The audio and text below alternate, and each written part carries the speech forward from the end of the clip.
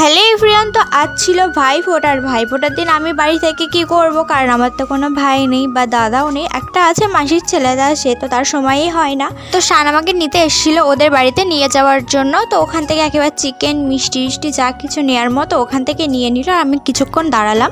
তো তারপরে আমি চলে এসেছিলাম ওদের বাড়িতে। আর মিষ্টি যত কিছু সব কিছু আমরাতে ধরিয়ে দিয়েছে। তো এখন যাচ্ছি উপরে। তো উপরে গিয়ে দেখি সবাই কাটাকুটি করছে, রান্নাবান্না করছে। তো সেই সব ভিডিওগুলো আমি আর করিনি। একেবারে যখন সাজানো গোছানো করছিল তখন থেকে আমি ভিডিওটা শুরু করি। আর তারপরে যা রান্না বান্না ছিল সেগুলো কমপ্লিট করার পরই আমরা এখানে বসি। এইগুলো ওরা সব আয়োজন করেছিল এরকম ভাবে। আর 1টার দিকে না 1:30টার দিকে কখন একটা ভালো সময় ছিল, তো সেই সময় ওরা ভাইফোঁটাটা দেবে বলছিল। তো তার আগে সব রান্না বান্না পুরো কমপ্লিট করে নিয়েছিল, নিয়ে সবাই একদম পুরো চান করে রেডি হয়ে বসে পড়েছিল।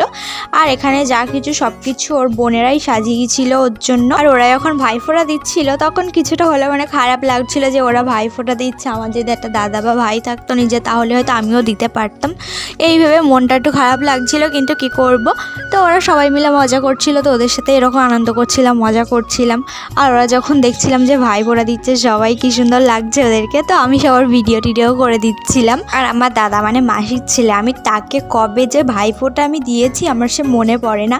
একটা ভিডিও ছিল, তো সেই ভিডিওটা আমার কাছে নেই, মানে ফোন প্রবলেমের জন্য সেই ভিডিওটা ডিলিট হয়ে গেছে। তো ওই ভিডিওগুলো শানের ফোনে আছে, যদি কখনো আমি পাই তো তোমাদের সাথে অবশ্যই সেটা শেয়ার করব।